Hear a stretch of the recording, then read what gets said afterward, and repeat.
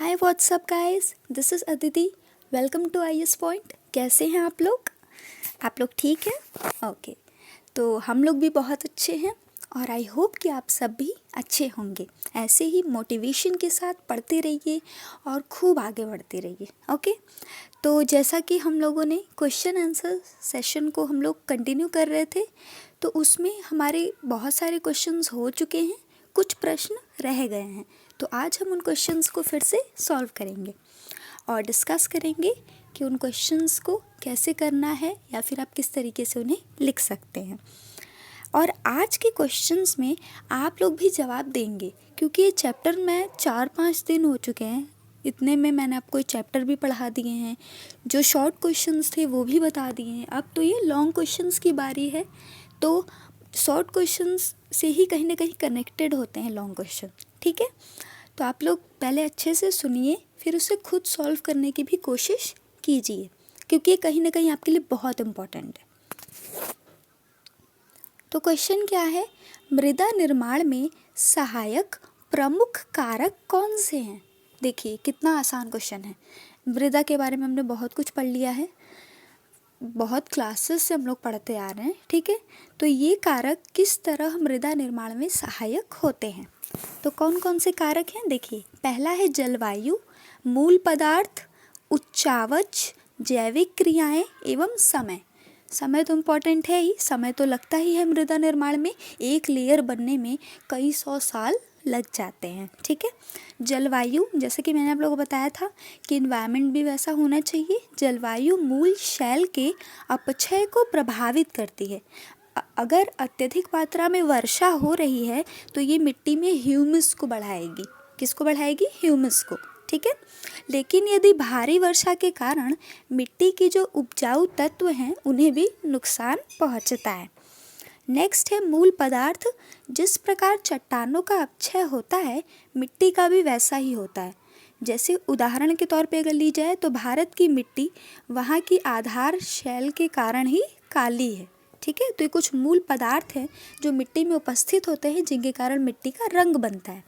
जैसे आपने मान लीजिए आटा ले लिया, ठीक है। अब उसमें आप थोड़ा सा रेड कलर जो अबीर का आता है आप उसे डालेंगे या फिर थोड़ा सा येलो डालेंगे तो पूरा जो आटा है वो हल्का येलोइश हो जाएगा या फिर हल्का रेडिश हो जाएगा। क्यों हो जाएगा? क्योंकि वो उसका मूल पदार्थ बन गया ना। हमने थोड़ा सा ही मिलाया लेकिन वो सब पे अपना असर कर रहा है।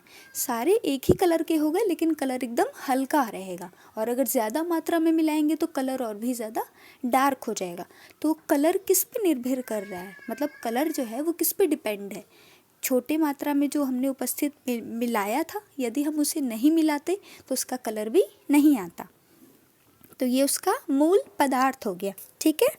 नेक्स्ट है उच्चावच। उच्चावच क्या होता है? देखिए, पहाड़ी भागों में जो मिट्टी की परत होती है ना वो काफ़ी ज़्यादा पतली होती है, जबकि मैदानी भागों में मिट्टी की मोटाई काफ़ी अधिक होती है।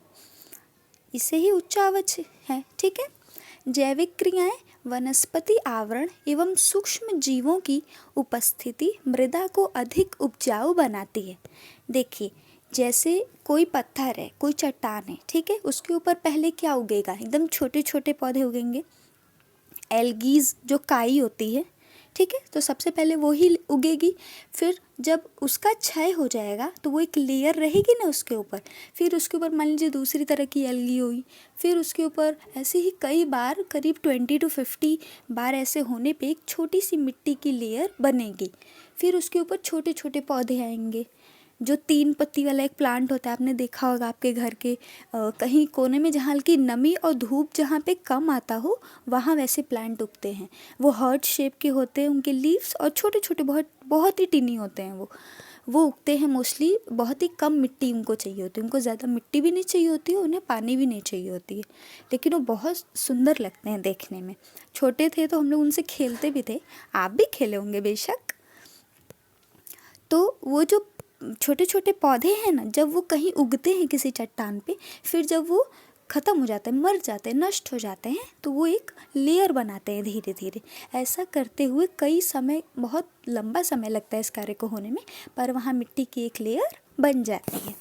ओके, तो ये कुछ जैविक क्रियाएं हो गई और कुछ सूक्ष्म जीव पे आते हैं, जैसे कि मिट्टी में पाए जाने वाले केचुए, ये उसमें रहते हैं, फिर ये इनकी मृत्यु हो जाती है, इनका जो शरीर है वो क्षय होता है, फिर इनमें जो भी उपस्थित तत्व या पदार्थ हैं ये मिट्टी में मिल जाते हैं, तो मिट्टी को पोषण इनसे भी प्राप्त होता है।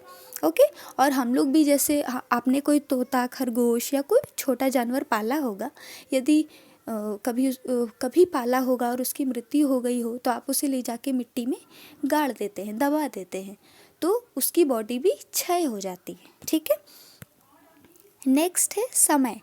जैसे कि मैंने बताया कि मिट्टी को बनने में काफ़ी ज़्यादा टाइम लगता है, तो एक निश्चित अवधि की आवश्यकता तो है। अगर हम सोचें कि एक दिन में ऐसे मिट्टी बन जाए तो ये पॉसिबल नहीं है, और जितना लंबा समय लगेगा ना, लोग कहते हैं ना कि सब्र का फल बहुत मीठा होता है, तो जितना ज़्यादा टाइम लगेगा उतना ही अच्छा होता है। जैसे मैगी ले लीजिए, 2 मिनट में तो मैगी कभी बनती नहीं है, लेकिन अगर आप फिर भी उसे सिर्फ कम समय में बनाना चाहें तो नॉर्मली आपने लिया मैगी, पानी डाले, उसका मसाला डाले और वो 5 से 6 मिनट में बन के तैयार हो जाती है। लेकिन अगर एक अच्छी मैगी बनानी है तो टाइम तो देना होगा ना। आप पहले चीज़ों को फ्राई करेंगे, उसमें कुछ वेजिटेबल्स डालेंगे, फिर उसे अच्छे से फ्राई करेंगे, कुछ अलग मसाले मिलाएंगे, फिर उसमें मैगी डालेंगे, तो वो और भी ज़्यादा टेस्टी बनेगी, क्वालिटी भी उसकी इंक्रीज़ होगी। ठीक है। तो आप जितना किसी चीज़ को टाइम देते हैं उसकी क्वालिटी उतनी ही इंक्रीज़ होती जाती है। आप इसे अपनी स्टडीज़ में भी ले सकते हैं कि आप जितना ज़्यादा किसी बुक को टाइम देंगे ना, वो बुक आपको उतनी अच्छी तरीके से समझ आएगी। एक बुक मतलब 10 बुक आप एक बार रीड करें कोई फ़ायदा नहीं है। आप एक बुक को ही 10 बार रीड कीजिए ना, वो बुक आपको समझ आएगी, आप उसकी एक एक लैंग्वेज को समझ पाएंगे। उसको समझिए, धीरे धीरे पढ़िए। ऐसी कोई जल्दी नहीं है कि एक दिन में हम एक बुक ख़त्म कर देंगे, ऐसा होता नहीं है और ऐसा करना भी नहीं चाहिए, क्योंकि हम ख़त्म तो भले कर दें, रीडिंग मारना कितना वो होता है, आदमी मार सकता है रीडिंग, लेकिन वो आपको समझ में नहीं आएगी। और एक बुक को कम से कम 4 बार रीडिंग तो मारना ही चाहिए, क्योंकि एक बार अगर हम उसे पढ़ते हैं ना तो हम सिर्फ देखते चले जाते हैं, हमें उसके बारे में कोई जानकारी नहीं होती है। लेकिन जब हम उसे दूसरी बार रीड करते हैं तो हम क्या पाते हैं कि हमने पहले जो चीज़ें पढ़ी थी वो माइंड में रिकॉल हो रही हैं।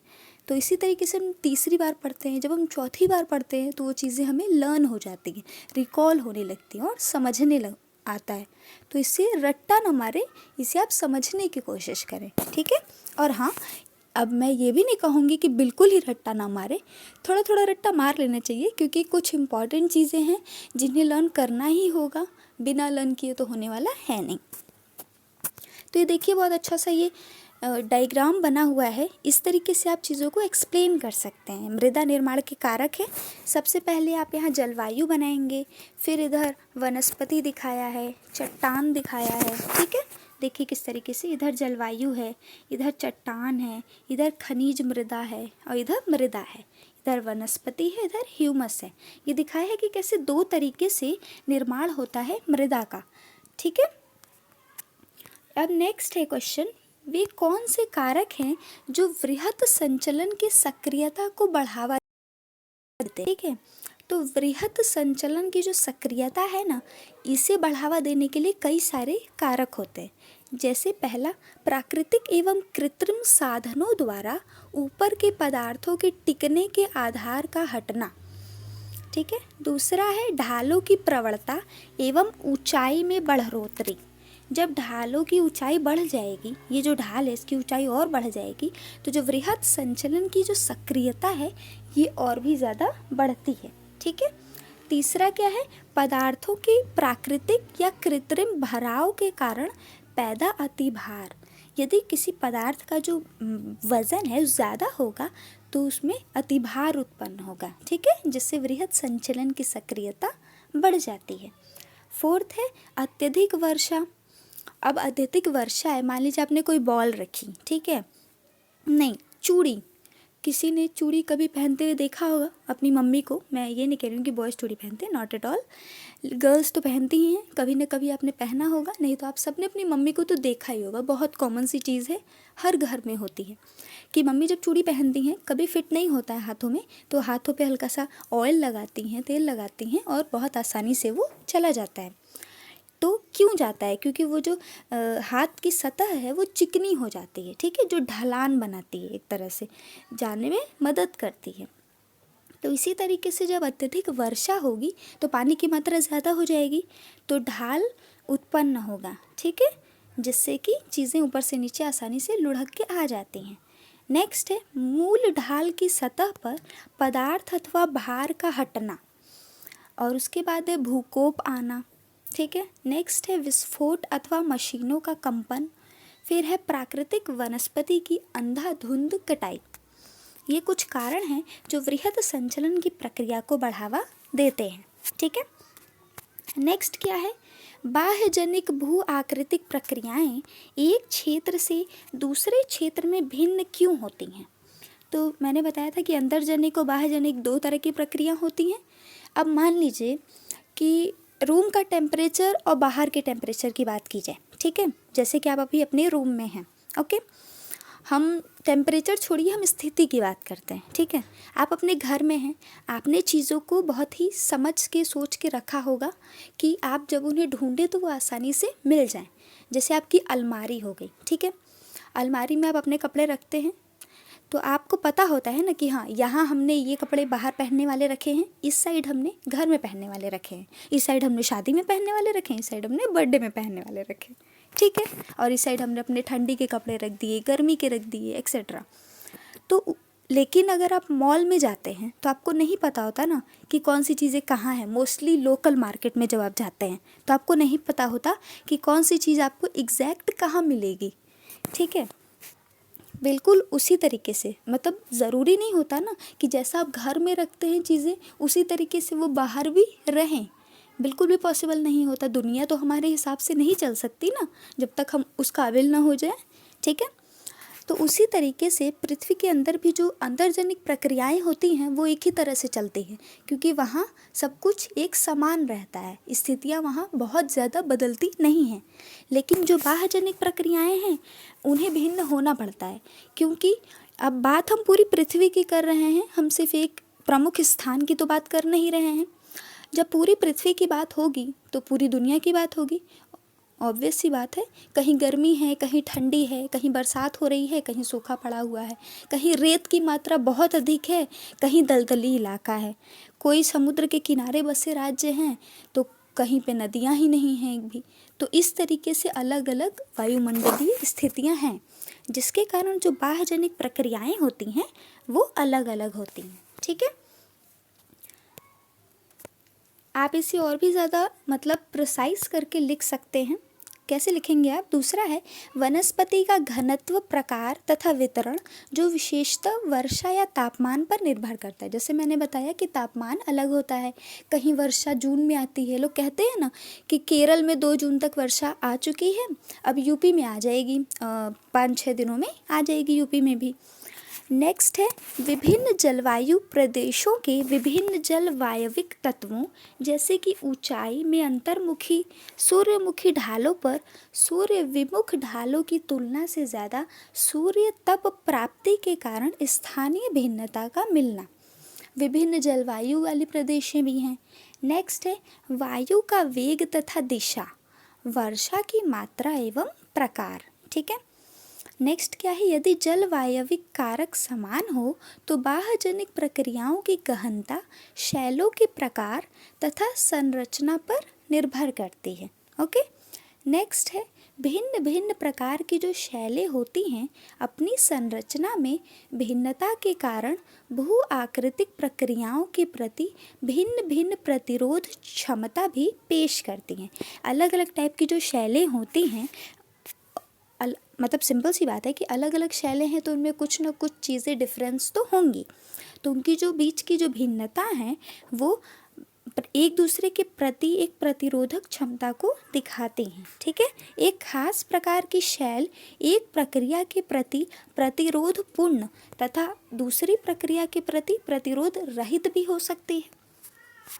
जैसे कोई कंडीशन है, मान लीजिए हमने कोई प्लांट उगाई, ठीक है, जैसे कोई हरा भरा एकदम सदाबहार ले लीजिए या कोई और गेंदे का फूल ही ले लीजिए। अब आप सोचें कि एकदम राजस्थान के बालू में आप जाके उसे लगा दें और वो पेड़ पकड़ ले, तो क्या ये संभव है? नहीं है ना, क्यों नहीं है? क्योंकि वहाँ का इन्वायरमेंट इससे सपोर्ट नहीं करेगा। वहाँ का जो वायुमंडल है, वहाँ की जो जलवायु है, वो इसको सपोर्ट ही नहीं करेगी, तो इसलिए वो पौधा मुरझा जाएगा।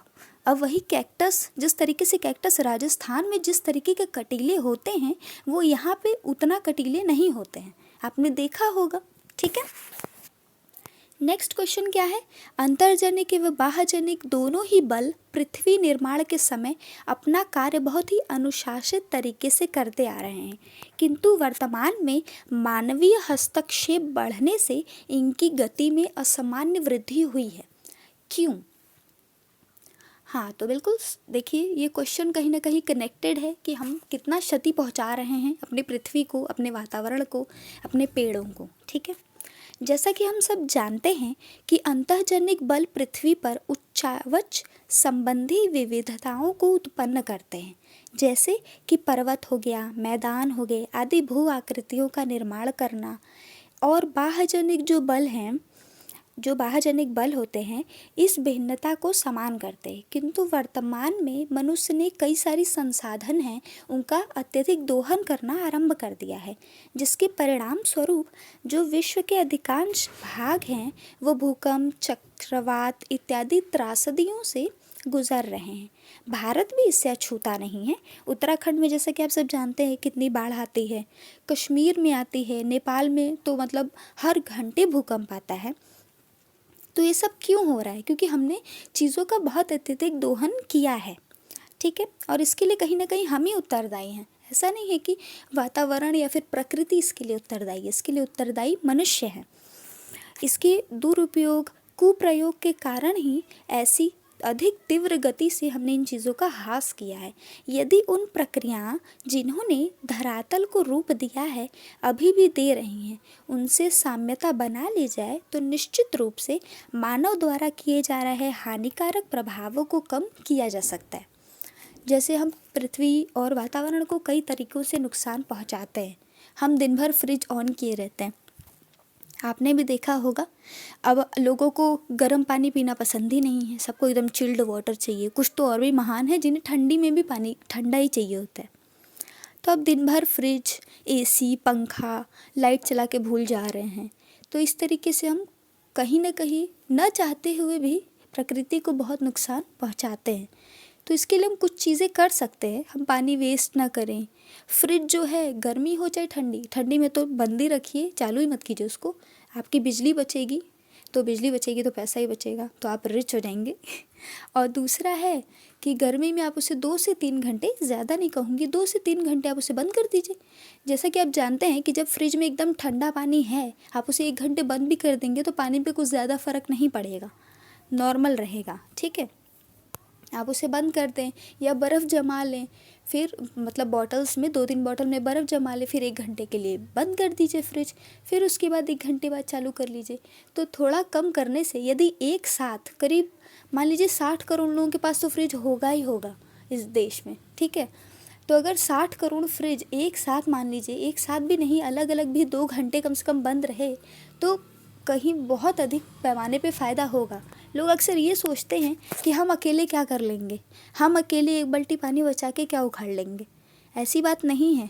अगर आप सब ऐसा ही सोचेंगे ना, अगर मान लीजिए इस देश में जितने लोग हैं, सबसे आप सिर्फ 1 रुपये लेना, सिर्फ 1 रुपये में बोलिए, कोई भी आपको दे देगा, उससे ज़्यादा ही लोग दे देंगे, तो भी आपके पास कितने हो जाएंगे? 125 करोड़ रुपए हो जाएंगे। ये कभी सोचा है आपने? तो सोचिए, हम सब एकता है और एकता में काफ़ी शक्ति है। तो यदि हम 1 बाल्टी पानी भी बचाए ना, तो 125 करोड़ बाल्टी पानी रोज़ बचेगा। 125 करोड़, कितनी बड़ी बात होती है वो। तो इसलिए ये ना सोचें कि कोई कर रहा है कि नहीं, ज़रूरी नहीं है। बहुत से लोग पढ़ाई नहीं करते हैं लेकिन हम करते हैं। क्यों? क्योंकि हमें बनना है।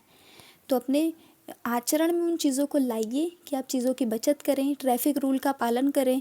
अभी तो लोगों ने मास्क लगाना ही छोड़ दिया है, लग रहा है जैसे कोरोना चला ही गया है। मास्क लगाना कोई बुरी बात तो थी नहीं, हमें इससे कोई नुकसान, व्यक्तिगत कोई नुकसान नहीं था। ठीक है, और अभी सबके मास्क हैं, ऐसा भी नहीं कि सबने मास्क रख दिया है, लोग लगा ही नहीं रहे हैं। तो उसे लगाइए, प्रिकॉशंस रखिए। आप एक नागरिक हैं, एक अच्छे नागरिक हैं, तो इस बात को प्रमाणित कीजिए, इस बात को बताइए। ठीक है।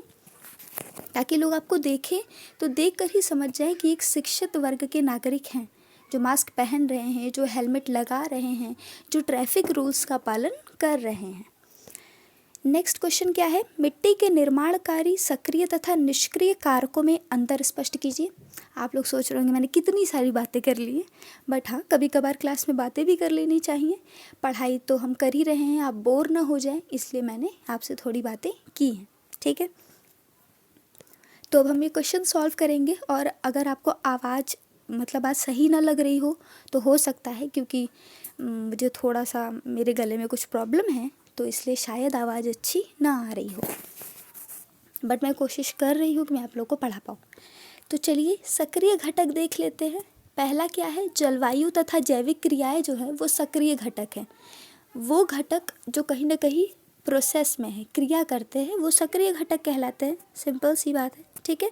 जलवायु हो गया, इन्हीं के कारण मिट्टी में परिवर्तन की क्रिया होती है, अपघटन तथा विघटन होता है, और इन्हीं घटकों के कारण मिट्टी निर्माण में कम समय भी लगता है, ठीक है। यदि चीज़ें ज़्यादा तेज़ी से होंगी, मान लीजिए एक चट्टान पे एक बार में एल्गी उगी जो कि 6 महीना तक रहती है, उसकी जो लाइफ स्पैन है वो 6 मंथ का है, ठीक है। लेकिन अगर हमने ऐसे प्लांट उगाए जिनका लाइफ स्पैन सिर्फ 1 महीने का है, तो वो 1 महीने बाद ही नष्ट हो जाएंगे और उनका क्षय शुरू हो जाएगा, तो वो प्रक्रिया भी जल्दी होगी, ठीक है। निष्क्रिय घटक क्या होते हैं, जैसे मूल पदार्थ, ये सारे निष्क्रिय घटक हैं। ये घटक अपने आप में कोई परिवर्तन नहीं लाते, ये घटक कोई क्रिया भी नहीं करते हैं, तथा इन घटकों के कारण कुछ फ़र्क नहीं पड़ता। तो सिंपल सी बात है, मिट्टी जो है उसके निर्माण में अधिक समय लगता है। तो आपका ये चैप्टर फाइनली कंप्लीट हो गया है। पूरे क्वेश्चन लगभग रिलेटेड सारे क्वेश्चन मैंने आपको बता दिए, और फिर भी अगर आपका कोई क्वेश्चन है तो आप कमेंट में पूछ लीजिएगा। और हाँ, हमारे चैनल को सब्सक्राइब करें। आपको ये वीडियो अगर अच्छा लगा हो तो लाइक कीजिए, अपने फ्रेंड्स से शेयर कीजिए। कहते हैं ज्ञान बांटने से बढ़ता है, तो यदि आप बांटेंगे तो आपका ज्ञान भी बढ़ेगा, ठीक है। तो टेक केयर ऑफ़ योरसेल्फ। कल हम लोग मिलते हैं न्यू चैप्टर के साथ, न्यू एनर्जी के साथ, और कल से हम न्यू चैप्टर पढ़ेंगे। तो आप उससे पहले अगर नोट्स बनाना चाहते हैं तो इन क्वेश्चंस का नोट्स बना लीजिए, ताकि आपका ये चैप्टर पूरी तरीके से कंप्लीट हो जाए, और आप इसे चाहें तो रिवाइज भी कर सकते हैं, ठीक है। So bye, take care of yourself, and please like कर दीजिए।